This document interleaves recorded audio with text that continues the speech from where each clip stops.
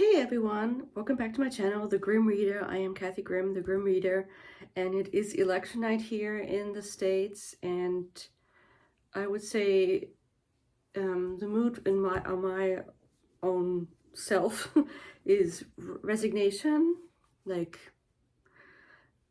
if people want to vote for that person, I completely cannot understand it, but there's nothing much I can do about it. And also, I mean, I don't even vote. I went today with my husband to the voting place in the school, and they were so sweet. They gave me a future voter sticker when I said I was a legal alien and that I wanted to plan on becoming an American, and they're like, "Oh, you can have one of these." It was so cute. And so yeah, I think it's probably just it's this sort of calm before really knowing, and it could go either way. And yeah, that's all I want to say. And I have to admit that I very lately remembered that I was going to do a weekly update, and today's a week from last time. So this is why it's so late.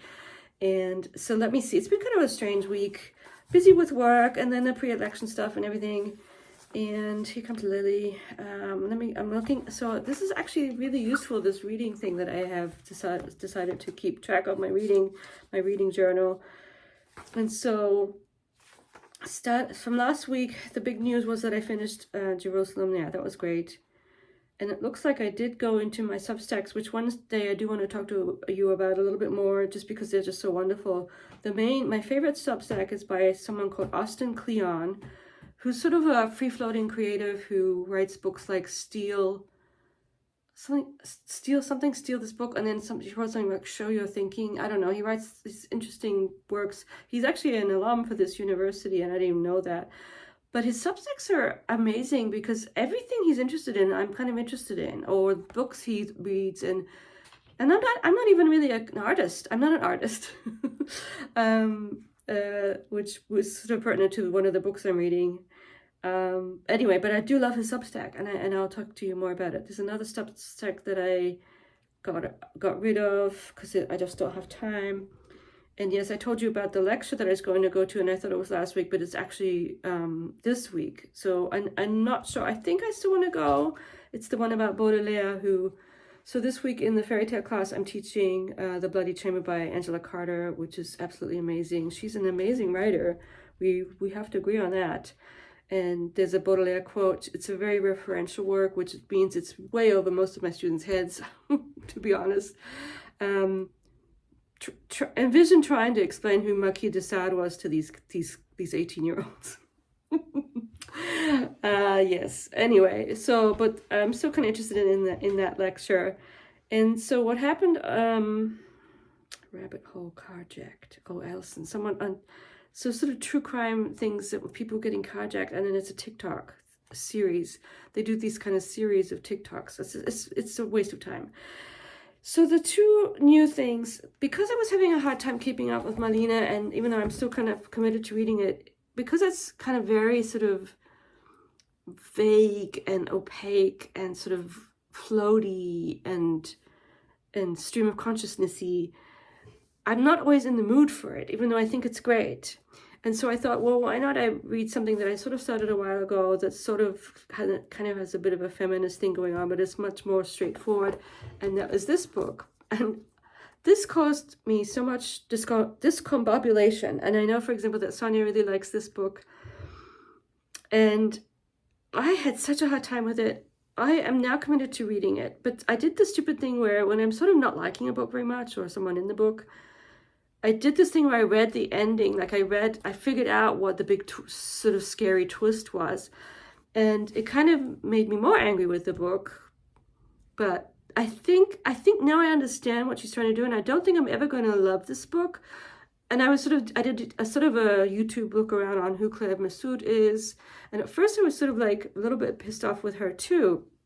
And I think it has to do with my own class issues, having come from someone who, we never had a lot of money, whatever. But anyway, it's sort of pertinent in the sense that even reading around in a book, which I shouldn't do, I should just read it from cover to cover and then make my so disclaimer there. But I was reading around in it because the main character, Nora, really kind of did annoy me a little bit. And yet, on the other hand, I know there's another person whose reviews on Goodreads I really respect, partly because she liked one of my mother's books a lot, and she loved this book too, Jan.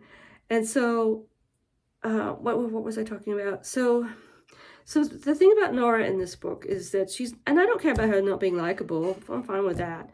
But the thing that I don't like about her, but I think it's part of her character perhaps, is that she, just basic things. Like she's very unhappy with her life and her choices that she's made.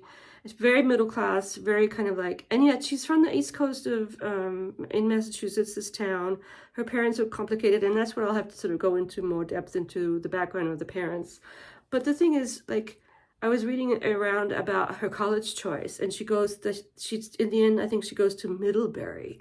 And on the other hand, I read another section, and this is bad because I was reading around, how her mother couldn't give her Christmas presents because she didn't want to ask her father for more money. So they're poor, or she's sort of not getting gifts from her mother for Christmas, which seems kind of harsh. And yet, there's privilege there too, like to be able to go to Middlebury, which is a really quite expensive little college, and it's also one that focuses on languages and stuff. I know that for a fact. And so one of the themes of Nora is that she's upset with her life, and so let me give you an example. In the beginning, she says something like, she's upset with the little kiddies because they're interested in Katy Perry and Lady Gaga and not in being in astrology or hieroglyphics or caterpillars or galaxies. They're more interested in Lady Gaga, Katy Perry, French manicures, and cute outfits. Granted, that's completely true. And yet, I see a sort of similar shallowness in her sort of wanting to be an artist, which is her thing. And like the fact that she tells a story about befriending the British girl, and like because of her cool clothes, and the trappings of being an artist, and being upset that she's not in New York, and instead she's walking around on her own. I mean, granted, she does seem quite lonely, and that's, always a bad thing. And that could lead to feeling frustration about your life choices, I guess. But like, even if you're medium privileged, why didn't she go study abroad? What was stopping her from studying French and going to Paris? She says she's sort of melancholy about the song from Marianne Faithfull about Lucy Jordan, which is an okay song, but it's sort of cheesy, I think. But it's like, I don't understand why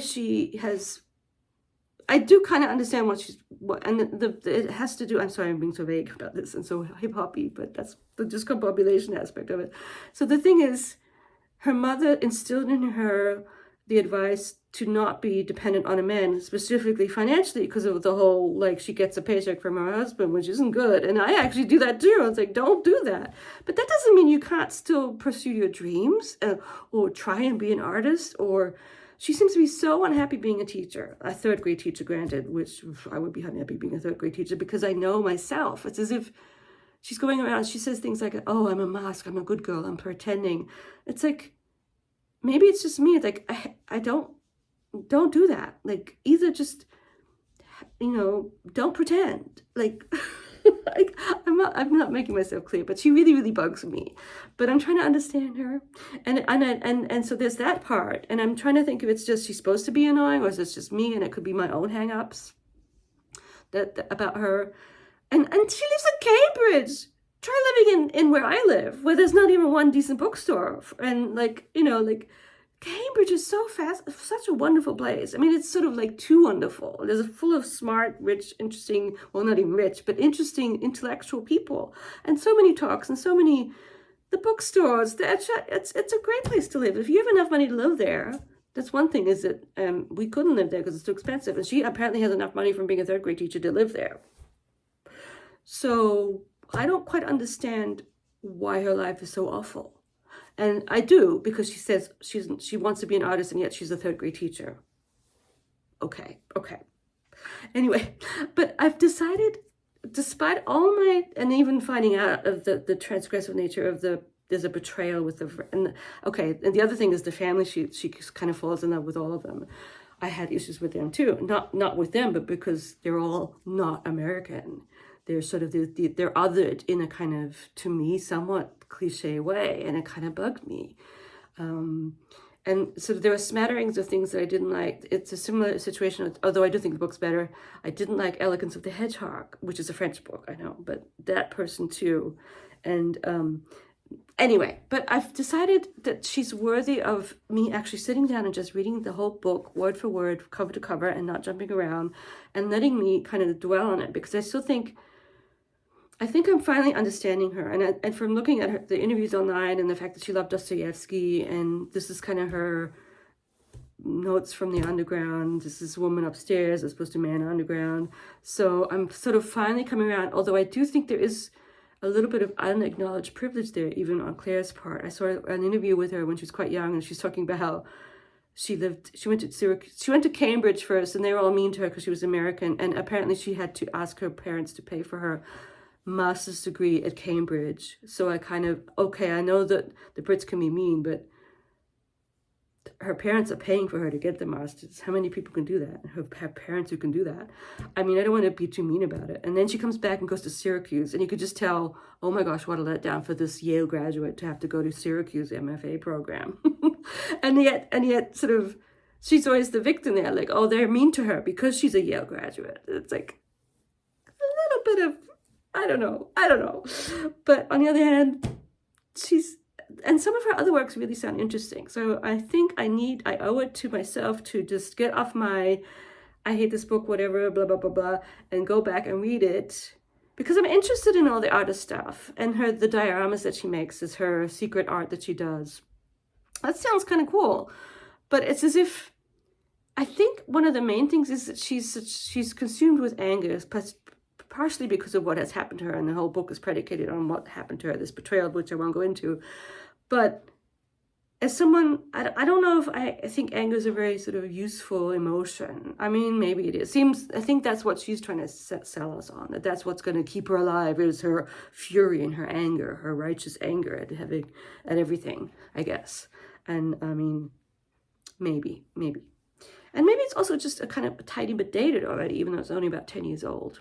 But I will persevere and read this, because I think she's worth it. And I think probably almost because I did the running around and reading the end and being mad at the book, I kind of feel now I owe it to read it. I don't know. I'm just being weird. But this is the main thing this week of this book.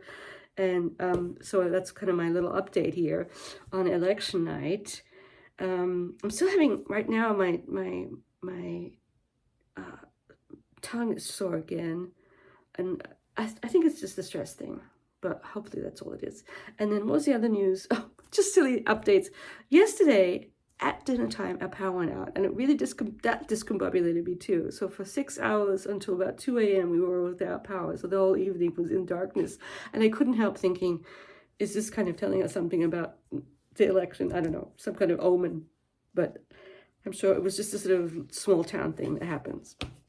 Yeah, and so, I almost forgot. I am reading another, I have a new listen.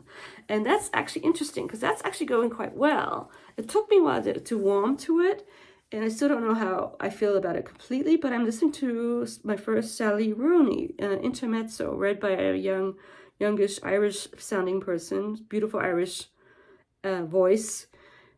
And it's really quite good. The characterization of these four, like two brothers who've just lost their father, and their kind of differences, and one of them sort of a chess person and very introverted and nerdy. And the characterization and the moving along of the relationships is quite good. It's very, very talky, very dialogue-y. And then there's also description, but it's almost like you get the sense that she thinks, oh, now I have to do some describing of the nature and stuff. And it's not bad, but it's like, her writing's not bad, it's interesting. But the sort of nuanced depiction of these people is quite good. I was trying to think what it reminded me of. And it did, in some aspects, it does have this modern thing that I've noticed in the few modern books that I read, very, contemporary, this filmy thing, like it's like a movie or a film. It could be already, I could already see these scenes between, and who's playing who and stuff like that. But I'm kind of I am quite enjoying it, and especially as an audio, kind of a slightly sort of, it's less brain space taking up because it's just an audio. And I think that's where I'm going to leave it. And sorry about my jumbled remarks about Masood tell me what you think of her. And I know that some people really, really enjoy her, and that's partly why I want to kind of give it another go. At least, you know, I am going to read it.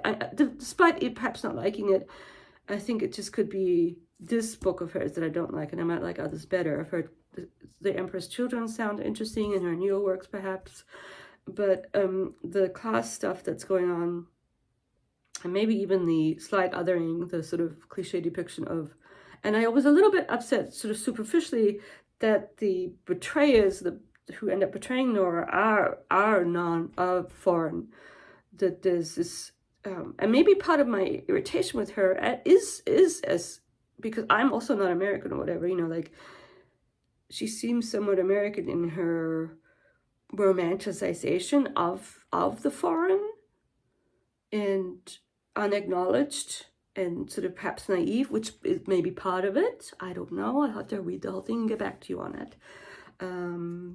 Yeah, that's all I have for you. Sorry about my somewhat jumbled remarks, but I did an update, so hopefully you're all doing well, and I want to try and get back to watching more of your updates too. And I hope everyone's doing well, and we'll see. I have 3 new updates here from the live ticker from New York Times. We'll see what's going on. Talk to you soon. Bye.